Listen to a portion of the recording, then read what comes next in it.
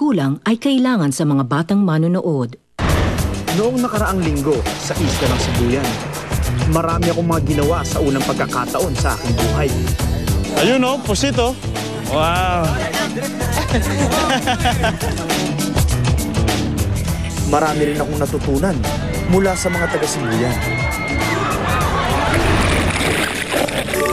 Nalaman ko na sa kabila ng pang-aabuso noon sa mga yamang dagat, pwedeng magbago ang pananaw ng tao at tumulong na ayusin ang nasirang mga bahura.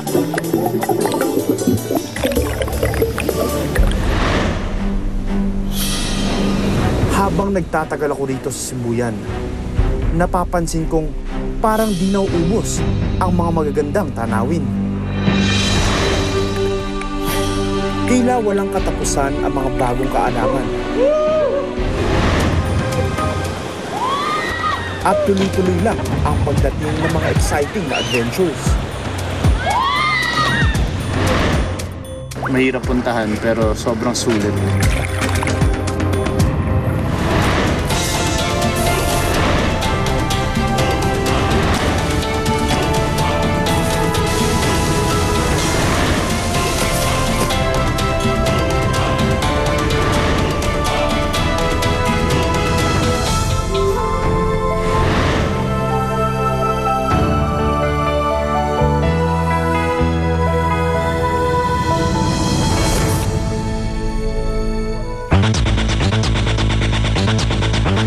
Welcome to Cantingas River.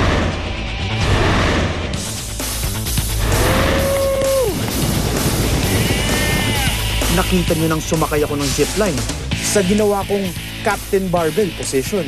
Mas nakita ko ang kagandahan ng ilog. Sarap. Nakadapa. Kaya dito sa Sibuyan, Captain Barbell position na yan. Pero sa totoo lang, ang main attraction ng lugar ay ang ilog mismo. Cantingas River. Let's rock and roll. Halos 18 kilometers ang haba ng Cantingas River. Itinanghal ito ng DENR bilang pinakamalinis na ilog sa Pilipinas noong 2005. Bukod sa malinis na tubig, kahit saan ka tumingin, parang painting sa ganda ang paligid. Ang mga naglalakihang bato rito, naging playground na ng batang adventurers ng Sibuyan.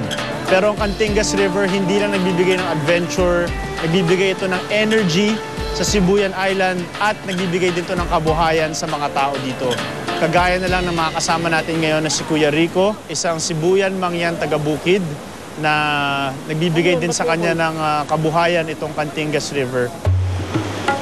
Ang mga Sibuyan Mangyan taga-Bukid ay ang mga indigenous mountain dwellers sa isla. Kadalasan, ang kanilang mga pananim sa kabundukan ay hindi sapat para sa lahat ng kanilang pangangailangan. Ang Cantingas River ang siyang nagpupuno sa mga kakulangang ito. Ipon.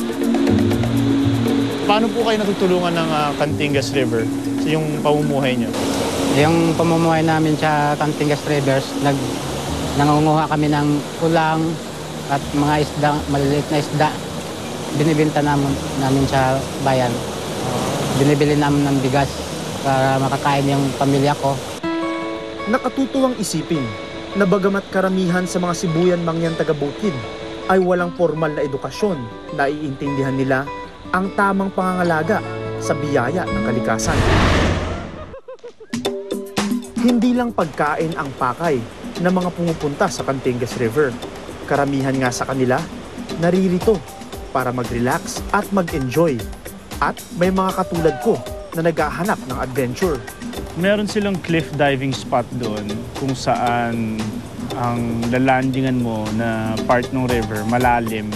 Pero gitna ka dapat lalanding kasi yung gitna na part lang yung malalim eh. Yung paligid niya medyo mabato na.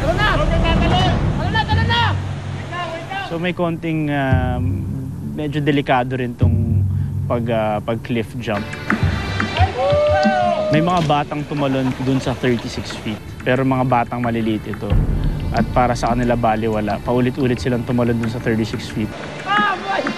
Pero ako, winarningan din ako ng mga tao doon na dapat sa 24 feet lang muna kasi malaking tao ako, baka umabot ako dun sa ilalim at baka ma-injure ako.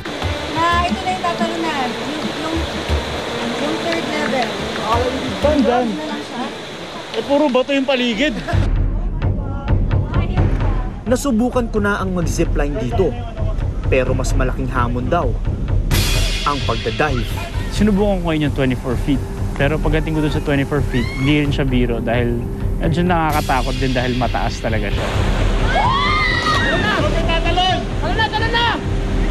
Nakakatakot na part kasi yung lalandingan mo. Isang part lang yung malalim eh, yung gitnang part lang. So kailangan sakto yung landing mo doon. So yun yung medyo naging delikado.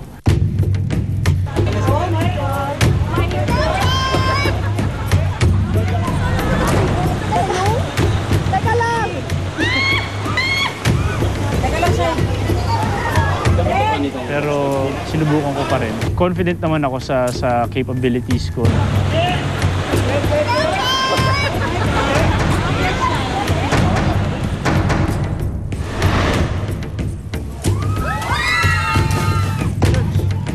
Susunod sa Pinoy Adventures, may mga taong nakakumpol sa gilid ng ilog at nag-aabang kung tatalo na ako o hindi.